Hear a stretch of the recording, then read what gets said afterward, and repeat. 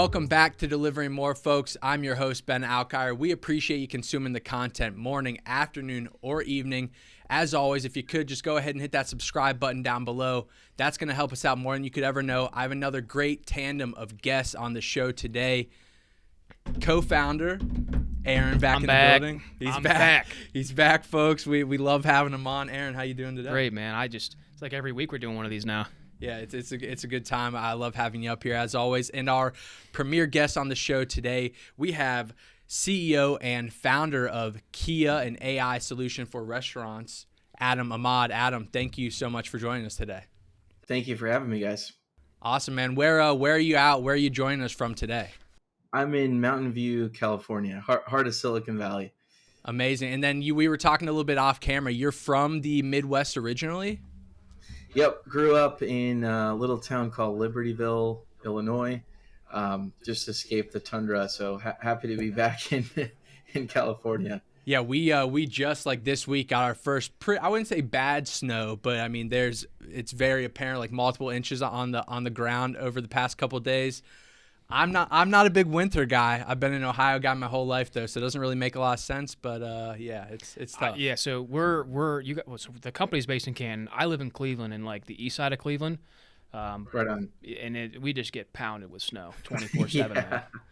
Hopefully your pipes didn't burst. That happened to me. I actually had one last year, so No. Oh man. Yeah, I know. Yeah, not ideal. Nightmare. Unbelievable. And have you and Aaron met previously or no? Not in person. No, obviously we've been connected for a couple years now, on LinkedIn and stuff. But it is great finally watching your guys' success from a distance. I appreciate awesome that. to officially connect. Yeah. I appreciate you. Obviously, we're all meeting each other for the first time virtually here, and we do like to kind of get into the background a little bit, obviously to get to know each other a little better, and then obviously allow our audience to get to know you a little better as well. We'll roll it back a little bit, not too far, but you're our second Ivy League guest. We mentioned off pod a little bit. Atul Sood, also a U of Penn grad. What was your time like in the Ivy League? Atul mentioned his GPA was a little bit of an issue, but he got through. Did you have similar problems in your realm? Oh, he did much better than me, I'm sure. I didn't actually last more than a couple semesters out there. So ended up coming out, had big stars in my eyes to start a company. Back then, there was this thing called a Thiel Fellowship that I had applied to where Peter Thiel gives, $100,000 grant to students who come out of school and follow their dreams, and so that's what brought me out to Silicon Valley. Got into the finalist round, didn't end up getting in, but was living in this hacker house with 40 people, and every time you go buy groceries, someone would actually just open up the fridge and take a bite out of your food. And so we'd find the guy with the car every single night and literally drive down 30-40 minutes to downtown Palo Alto and go back and forth every day. And it took us 2 hours. And so really my first foray into the business of the restaurant world was in 2012, where I was the co-founder of Food Lovers United. I was the first competitor to DoorDash, where we were doing on-demand food delivery, literally head-to-head with DoorDash in those formidable years. So started out as a delivery driver, became very involved on the partnership side of the business. We scaled that out, and ultimately the business saw an exit, and then continued to work in the restaurant space thereafter. That's incredible. Just another incredible story about a delivery driver. An acquisition by Google as well too, I believe, right? So an unbelievable story. Yeah. So this isn't your first rodeo. You've already founded once and exited. Yeah. No, and I've gotten to work with brilliant folks like Raj Kapoor, who was the co-founder of FitMob. Previous to that, he was the CEO of Snapfish, which sold to HP and VC at Mayfield Fund. So FitMob eventually was acquired by ClassPass. Saw multiple exits back to back there, and then fast forward to 2015, joined an awesome company called NextForce, which is really focusing on that labor issue in the restaurant industry. So let's say you guys are franchisees, you don't have enough labor. Rather than you going and hiring new labor, the idea was, why don't we combine those labor forces together? You guys might have similar cities where you have these workers, and you open up an app, say, I need a cashier right now for 5 hours, and someone would just literally show up if they wanted to pick up that shift from a nearby location. So during my time there, brought in some incredible logos: McDonald's, Taco Bell, Panera, and it became very clear that labor is such a huge issue. And I fast forward to 2017. I'm sitting in the audience of a large wing conference where franchisees are in the room. COO goes up on the stage and he's like, "Guys, we are hurting so bad on labor. To give you perspective, we're losing 100% of our staff every 3 months. If we're supposed to have 6 people in the restaurant, we only have 3, and we're hurting on guest satisfaction. That's why you see a lot of 2 and 3 star Yelp reviews. We're hurting on the make times. We're seeing make times go from 12 minutes all the way up to 17 minutes, which means lines are out the door, less people coming in. And then the third thing is we're answering the phone 50% less. So if someone's calling, the first thing that they hear is, "Hey, can you please wait on hold?" Another person calls in, "Hey, can you please wait on hold?" Or you hear that beep, beep, beep sound. And so that's really kind of the genesis of where this whole Kia thing came to be. I was realizing that labor is an issue. It's really a detrimental part, of course, to running a restaurant. And after hearing all these stats, I'm like, you know what? If there's that much that's being lost over the phone, why don't I go to a local restaurant in San Jose, California, forward the calls to my cell phone, and I'll just answer one by one by one. "Hey, thanks for calling. Is this for pickup or delivery?" I try to, get them to buy the dessert or upsell them on the fries. And after doing that experiment, we compared apples to apples numbers over a 2-week period, and there was an increase of 19% in top line sales. To give you perspective, that's almost $2,000 more per week than they would otherwise do with a cashier just answering the phone. So, got me to think of a kind of a bigger vision of where does this go, right? Is this just a restaurant thing? Is this a general hospitality thing? Or really, is this a business, any business type of a thing that we could do? And the stat that I landed on was that 63% of consumers that reach a business today actually don't get an answer on their first try. So, that's a hair salon, that's a, mechanic shop for booking like an oil change, for example. That's a restaurant, right? That maybe is trying to book a reservation or is trying to process orders. And so, given that my know-how is in the restaurant industry, I said, let's start by building a cashier in the cloud, if you will, a system that could answer any number of calls, take down the order, and then send it into the POS, all within the cloud. Yeah, it's an unbelievable Genesis story. I mean, that was So for you, the turning point, like the proof of concept, was when you physically were taking the calls. Did it ever become more than just you taking the calls, or was it always only you, and then you immediately shifted from that? No. So that first week, if we break down that first 2-week experiment, it was me, and then that was one store. Then it was 5 stores the following week with a couple of friends that I just had around my dining table, and we're just slinging orders, fries, wings, as many things we could sell when we got these calls. And we had put people on hold too, because obviously we weren't using any AI at the time, and so it became kind of more of a genesis from a call center esque type of system to using really AI, and then also humans in the background as needed. So the really unique part of our system, we're the first of the kind in the restaurant space that does this, where if at any point in time, let's say you're going through the order, maybe you're going through a tunnel and we're not understanding what you're saying, a human from our side will actually jump into the middle of the call and take over from there.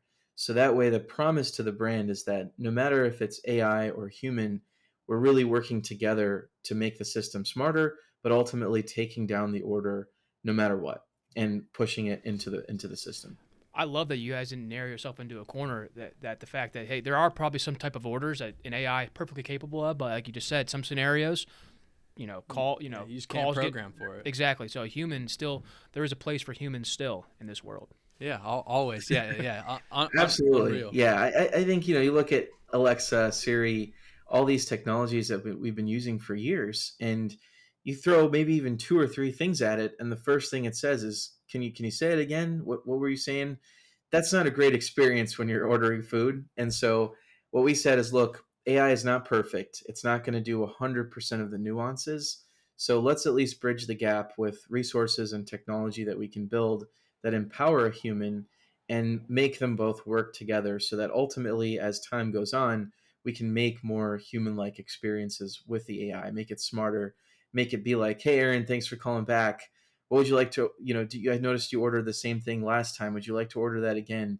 Things that you would expect in today's day and age with the advancements in technology, but clearly we're not there even a few years ago. And so really pulling that future forward and the extension of digital hospitality, if you will.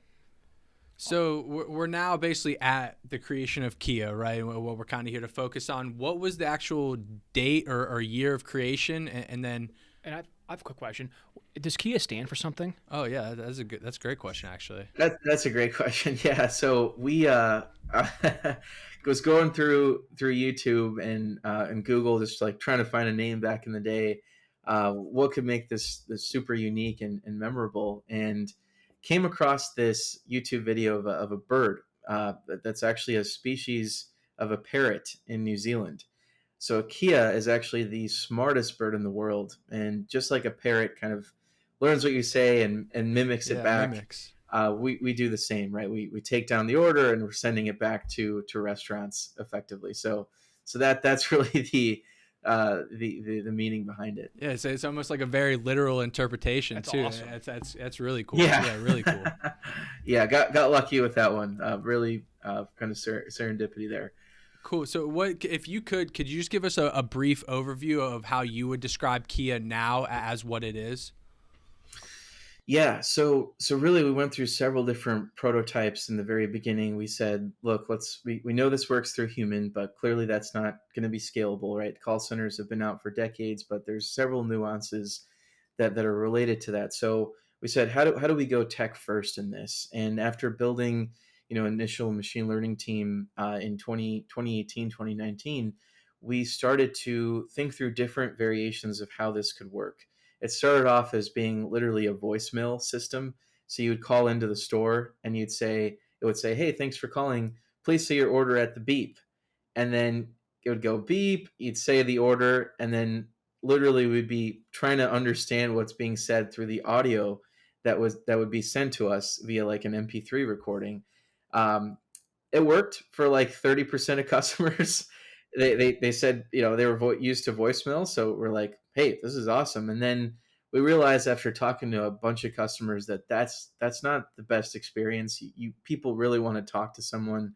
Maybe they're a first time guest and they don't know what the menu is like. And so this allows, they want to have that conversation. So then we're like, okay, let's go full AI.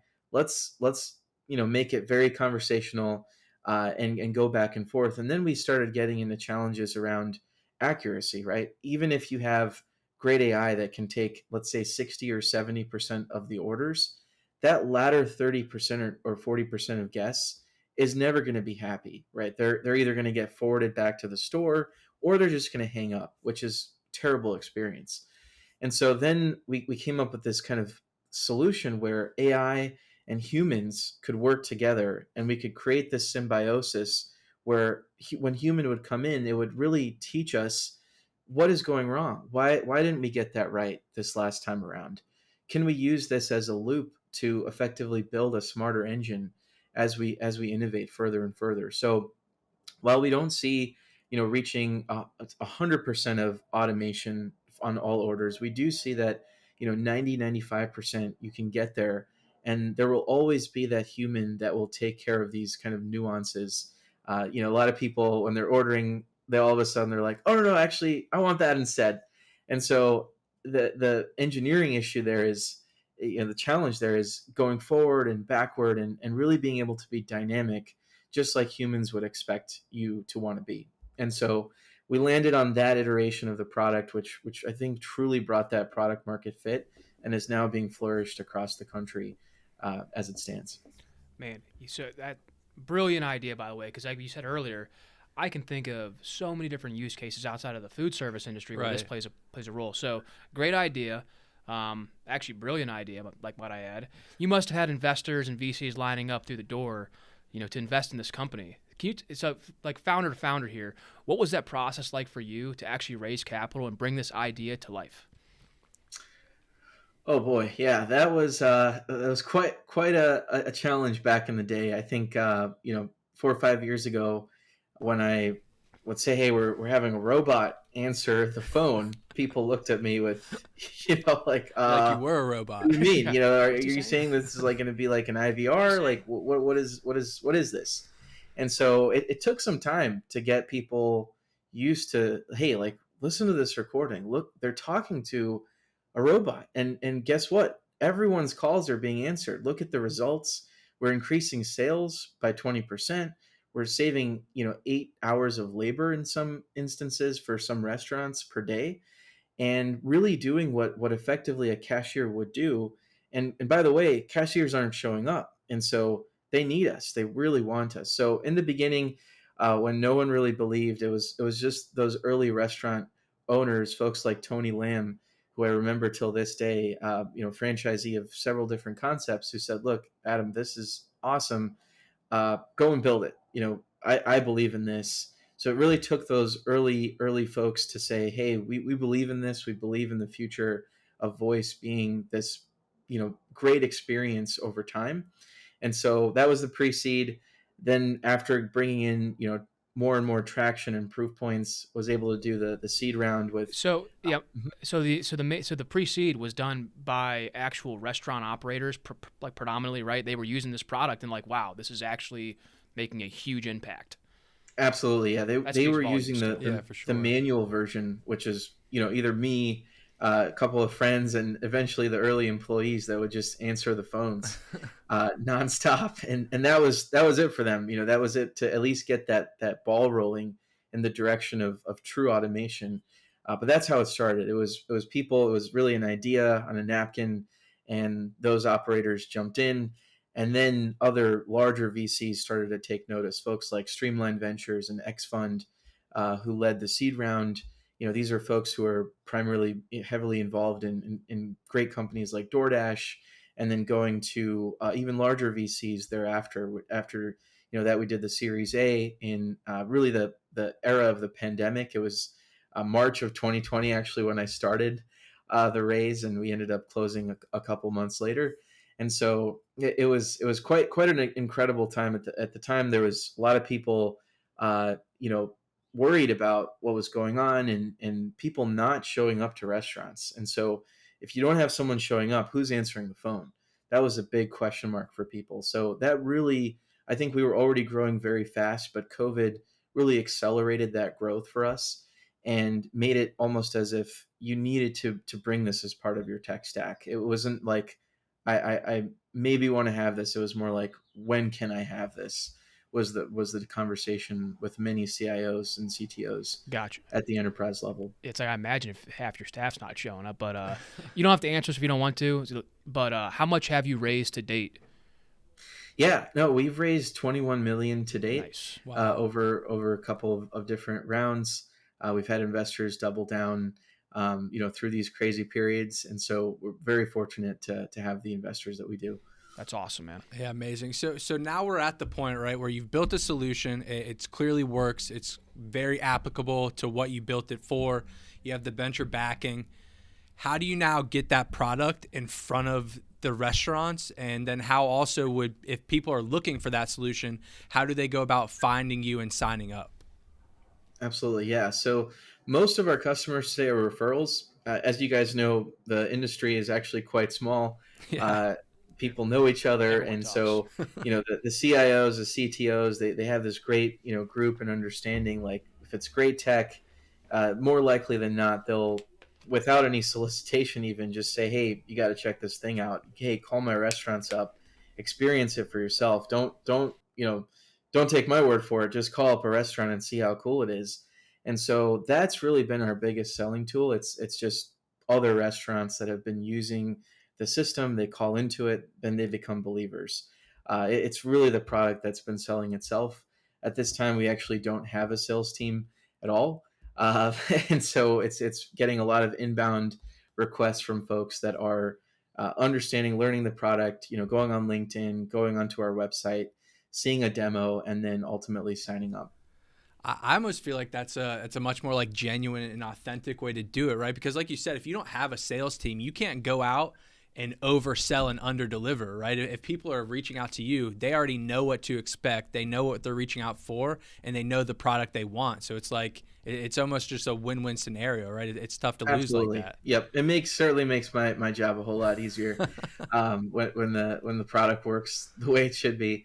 It took years to get there, but we're finally at a place where it's actually just going word of mouth and taking it by storm. So super excited about that.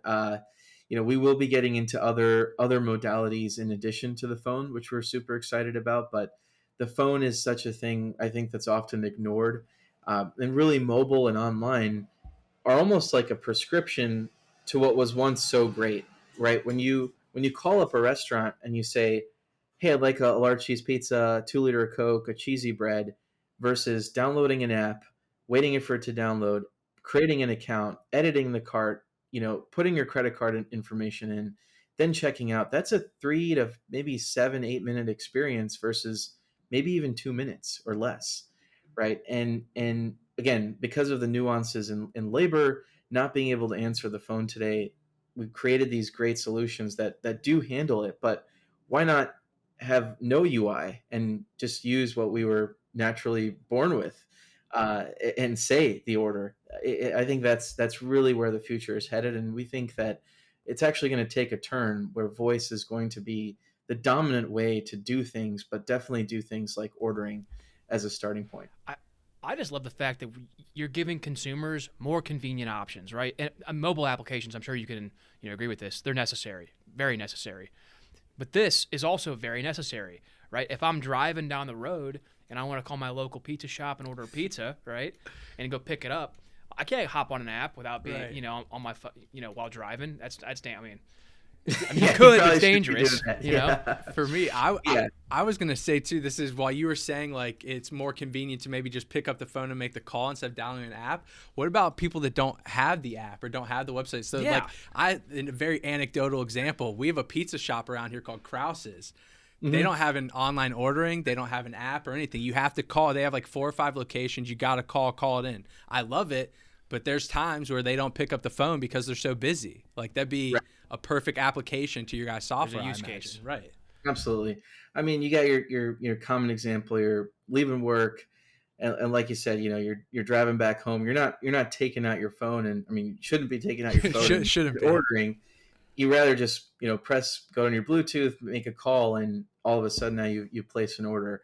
And again, the biggest issue is just not being able to reach these folks. These are numbers that are on Google, they're Yelp, Yellow Pages. They're People are everywhere. They're advertising to accessible. reach out to them, and basically, at present the restaurant's saying beep beep beep, like we just can't take your order, Right. and why not, right? And I think it's again due to those constraints, which really Kia turns the corner on. Awesome, man. Well, you named a couple restaurants earlier, local mom and pops that believed in you. Can you flex your muscles a little bit and tell us about some of the bigger brands, if you can, about who you guys have worked with in the past? Yeah, so there's a number of locations and chains that we're working with. In the formidable years, we had great experience with folks like Domino's Pizza and Papa John's. In some of these locations, we saw 5, 6, 7 phone lines, and at the time, that was being done in more of a manual way. So now we're working on more of an autonomous way, where we leverage APIs and such. And so now we're working primarily with brands that are on Olo, various chains there that use the API, so that we can, as we're building the order, take that order down and then submit it into various API integrations that we've built. At this time, we're focusing more on larger chains, just so we can move quicker, use the technology in a much more rapid way and deploy it a lot faster. And in the very near future, we will be able to self-serve a lot of restaurants as well that are on the SMB side of things. Well, talked about a lot of benefits on what your product can bring. There's got to be, some sort of, hurdles or objections or opportunities you guys are looking to overcome. Can you talk about Can you talk about some of the things that you guys are trying to combat or solve? Absolutely. I think when we think about hospitality, we think we think about like a genuine way of reaching that guest. We think about customer service, right? How can we make the experience almost human-like, if not better? So as we go brand to brand to brand, the biggest question is, are people going to believe in this? Are people going to talk to a robot?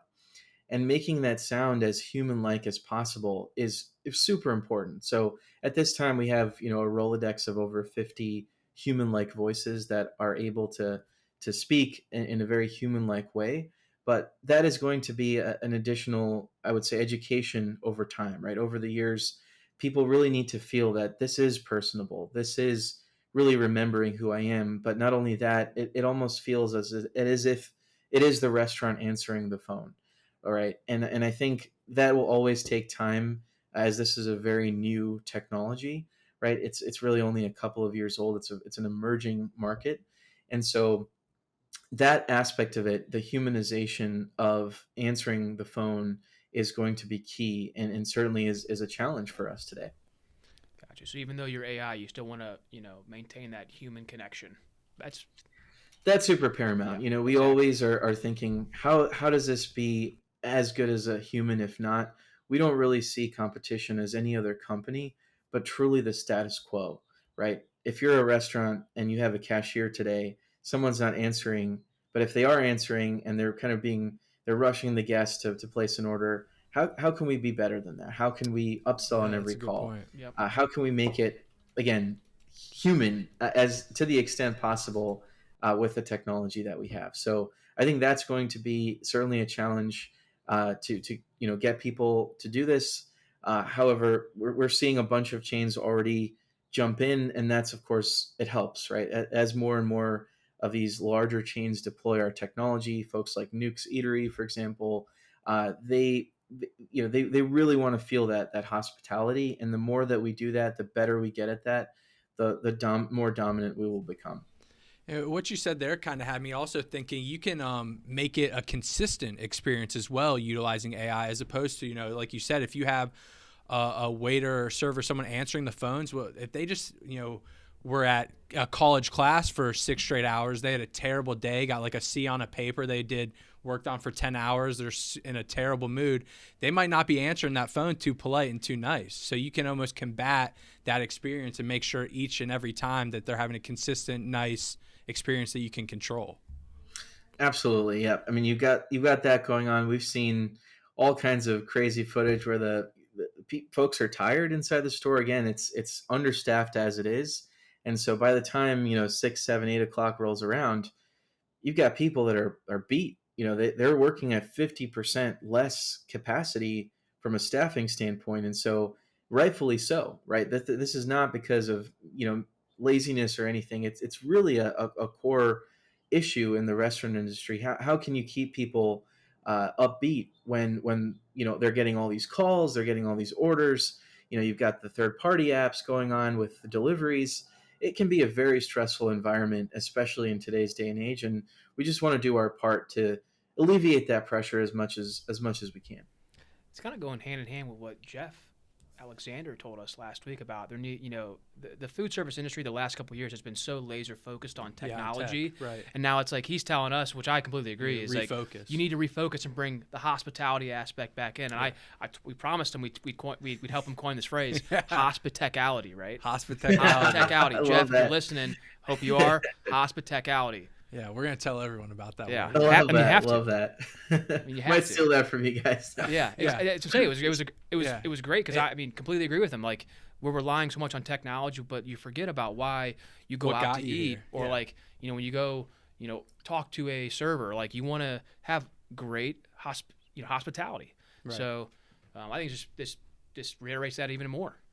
What about so obviously we focus a ton on the solutions you guys have now, which is mainly the phone lines, the AI aspect of that. You mentioned possibly bringing on some other solutions. What other things do you think AI can be used for within restaurants themselves? Do you see anything on the horizon that you think will very soon be utilized? So the way that I look at this is really where is voice being used today?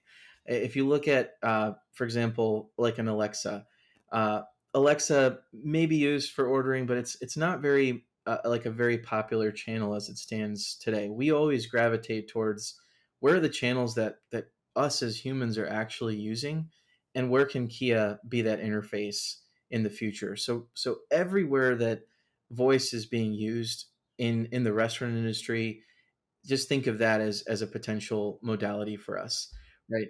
That's how we look at it. A lot of our customers ask us for all types of ordering, whether it be the drive-through, inside the store. We really want to help them kind of augment again what a cashier would effectively do. Augmentation. Yeah. In the future, on the coast, $30 an hour is fully loaded.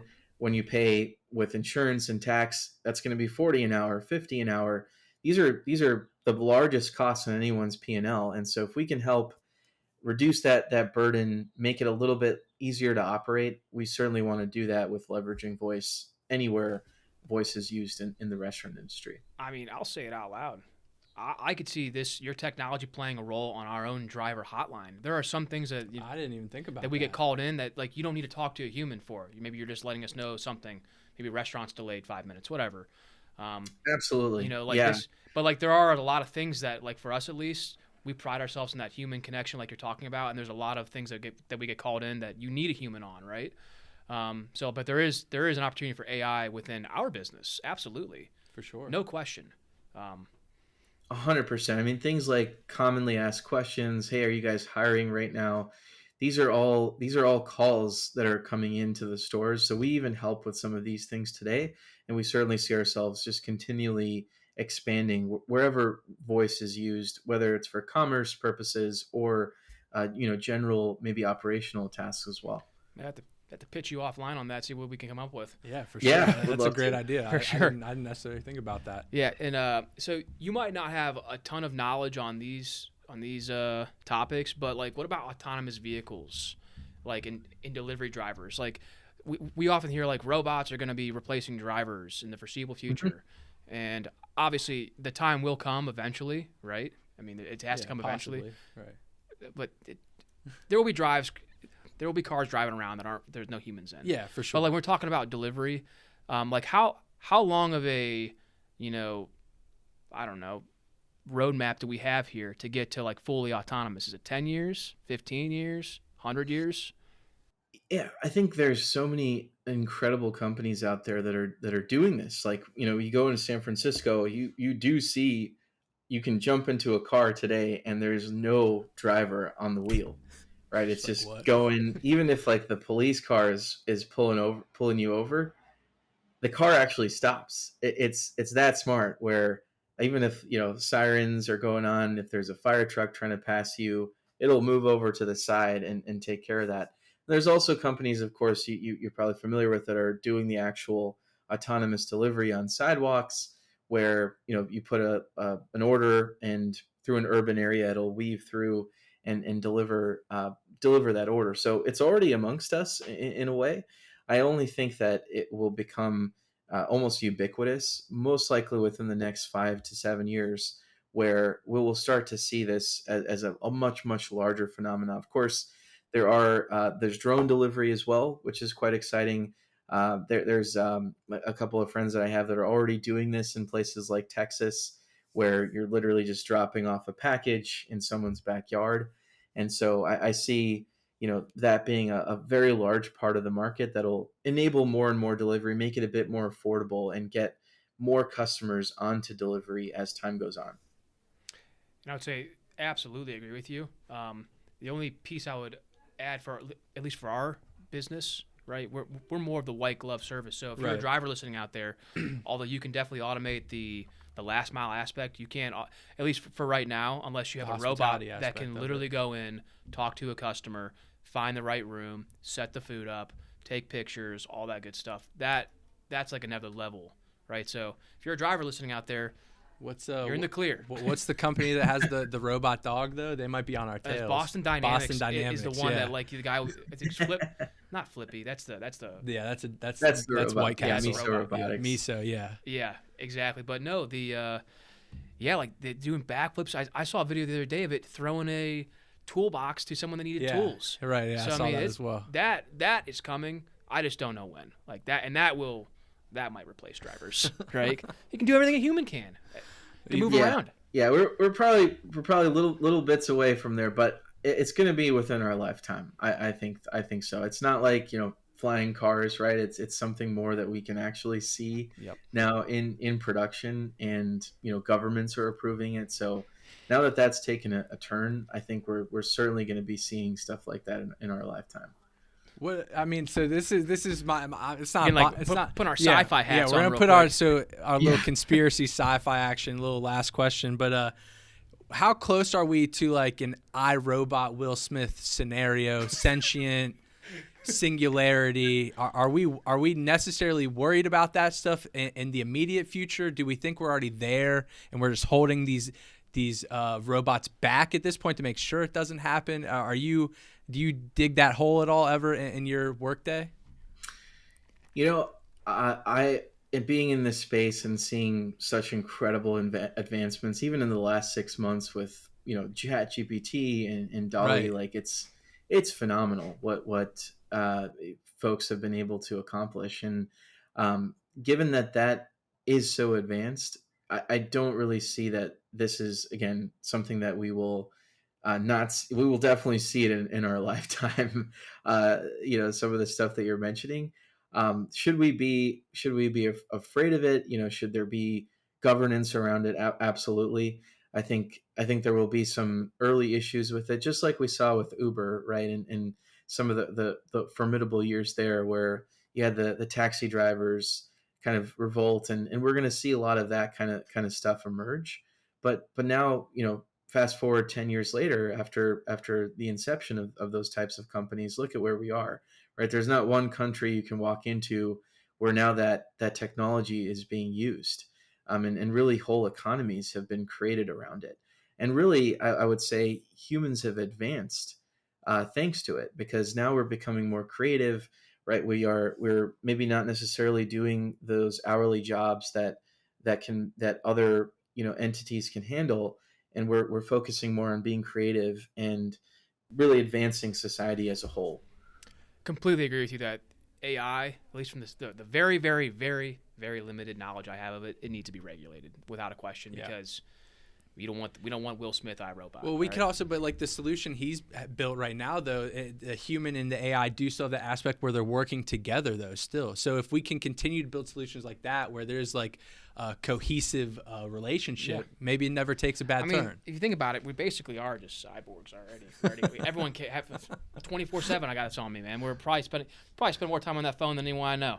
Yeah. So, are you already a robot? The first step, guys. Yeah. Exactly. So no, we're already used to having a phone on us all times. It's like, right. We got to view AI as a tool, not an enemy or necessary. Absolutely. Yeah. It is going to be a tool. It's going to be more prevalent in our lives. And I think for the better. But obviously, with any new tech, there's always bumps in the road. There's lots of education, similar to us with this whole voice AI thing and robots taking calls. That'll be the same with the whole, Will Smith robots as well. Yeah, we'll keep the dogs. That was a cheap shot. Oh wait, no, I think that's a different movie. I'm sorry, that was a cheap shot. That's I Am Legend. That's I Am Legend with the dog. Yeah. But I do, and what you kind of said there towards the end, though, too, was making sure that the humans still have the ability to do all the creative tasks, right? And I'm gonna throw this phrase out there. I just thought of this last night, posted on LinkedIn. If you need proof, I might trademark it because I think it's so good, and I think people will steal it. But what about this? Automate the monotony, elevate the hospitality. Oh snap! There you go. Do we like that? A lot of like ality and yes, I love it. I liked it. I commented on Marcus from the NRA, National Restaurant Association, commented on his post last night. I felt good after I wrote it. I felt really good. That is awesome. I love it. Amazing. All right. Well, I'm good. You got anything else? I'm good, man. I really enjoyed this conversation. Likewise, guys. Thank you so much for having me on the show. Yeah, of course, man. I do want to close it out what we usually ask. Socials, where can people find you, find Kia, sign up, things like that? Yeah, absolutely. So our website is just www.kia.ai. You can request for a demo there. We're happy to show you how the technology works and make sure it's the right strategy for you. Amazing. Awesome. Adam, again, man, I appreciate you taking the time. Great first meeting virtually, man. And hopefully we'll meet in person soon, maybe on the conference scene or something like that, man. So thank you so much. Absolutely. Yep. Thanks, Adam. Thanks so much, guys. Appreciate it, man. Cheers. Cheers.